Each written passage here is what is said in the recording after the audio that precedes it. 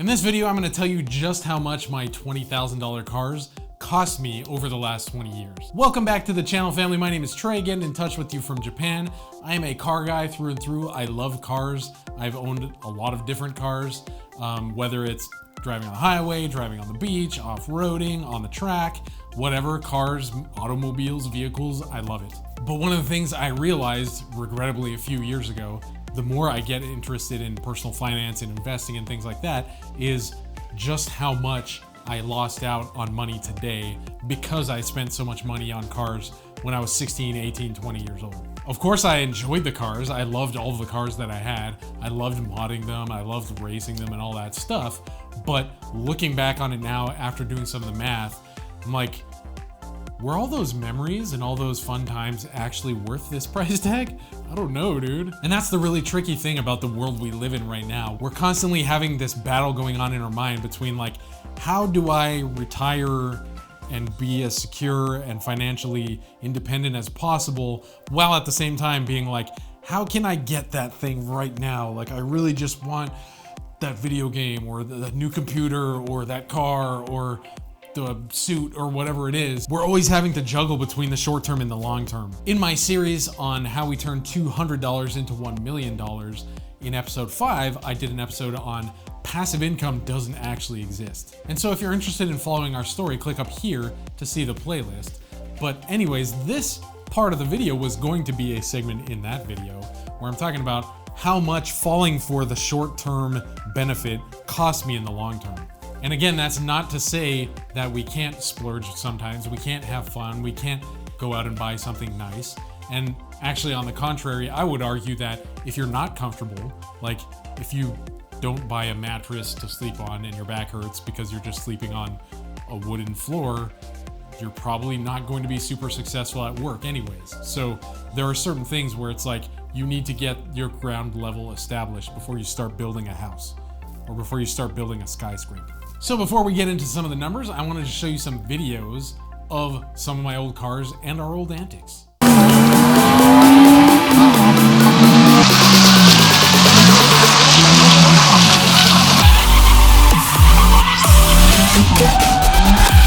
So at the risk of boring the crap out of all the non-car people, I decided to cut that short. But anyways, when I was first doing this analysis, I was kind of like just looking at the initial price tags of the cars and how much I lost in depreciation. But I started to realize that actually insurance and gas and taxes when you buy the cars and all these things all pile up on top of it, making my initial calculations much, much worse. I learned how to drive and then spent that period of my life in California.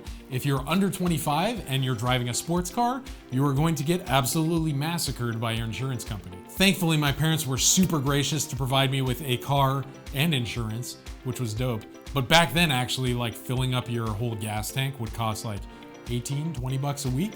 Gas was much cheaper back then. And actually, I didn't even factor gas cost into this whole calculation. But to give you an idea of like how out of hand this can get, even with a car that's not that crazy, towards the end of college, I got the car that I really, really wanted, a Subaru WRX, and started modding it and stuff like that. And it's not even like a Lamborghini, something insane like that, but between the car payment and insurance and a little bit of gas, I was already paying like $800 or $900 a month.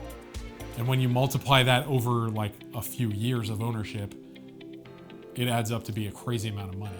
And I think at some points I was spending like more than half of my take-home pay just on my car. Like, that shows you how much I loved cars, but it also showed you that I didn't even have the slightest inkling of figuring out a future plan for myself, which I kind of regret now. Check it out, here is the very, very rough outline, and I left some of these fields blank because they weren't, contributing massively to the bottom line. But here are some of the cars. This isn't even including all of the cars, but you can see here, for example, the top one, Protege 5, bought it for 18 grand, sold it for 15 and a half a couple years later. WRX, they keep their values really well, bought it for 21 and sold it for 19. It's crazy that WRXs used to be that cheap.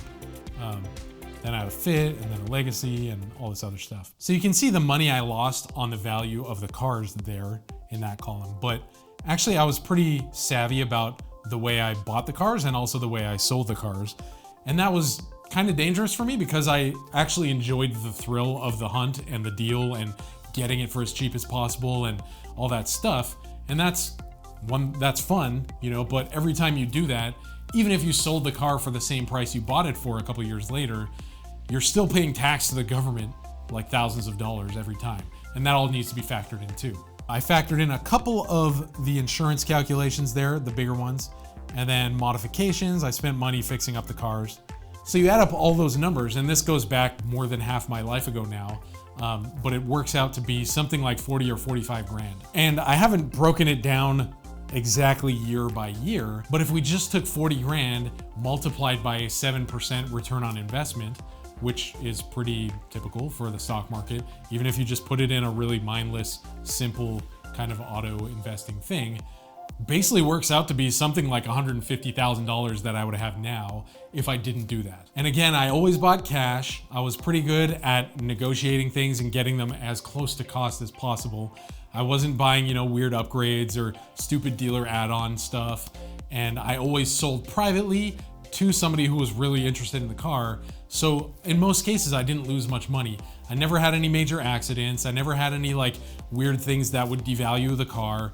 And I always took off all of my modifications and put it back to perfect showroom floor condition before I sold it, so I could sell my parts separately and maximize my income as well. But driving a sports car, especially as a young guy in California, where car insurance is really expensive, it basically all just adds up to be a killer. And again, I loved all of those cars and I have great memories in every single one of them. And I wish I could even still have them just, you know, in my backyard or something insane like that. And sometimes I even still have dreams of some of them, which is weird.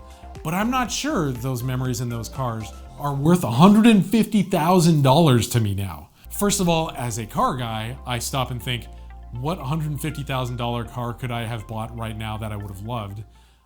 But even more importantly, you know, I could have bought a $40,000 car or a $60,000 car now and then invested the rest of it and then be buying Bugattis in a few years kind of thing. Like, that's how much your money grows when you're investing it wisely and properly and protecting yourself from crazy expenses. And you guys know me, I've grown into somebody who doesn't have, you know, oh, I lost 150 grand.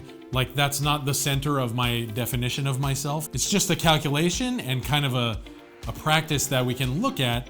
Hopefully, if you're younger than me and you're in the same boat, you can learn something about, whoa, dude, I'd rather have a $150,000 car in 15, 20 years than like my $20,000 car now type thing, you know? And if we can help each other learn how to manage our finances and learn how to avoid extra unnecessary expenses, then the future can be brighter for all of us. So that's just some food for thought for you while we've been talking about minimalism and actual passive income and how to grow a business and all these different things. Hope that was interesting for you. I'm really interested to hear your thoughts or your stories about, you know, like, oh man, I bought this car 20 years ago and I really wish I didn't because I would have had this much or whatever, you know. It's not to say having money, having this much in your bank account is the primary goal of life. It's not. You're not gonna be satisfied even if you have $1 million if you're not satisfied when you have 1,000. So looking forward to hearing your thoughts down in the comments section. Thank you guys once again. Love you and have a great week.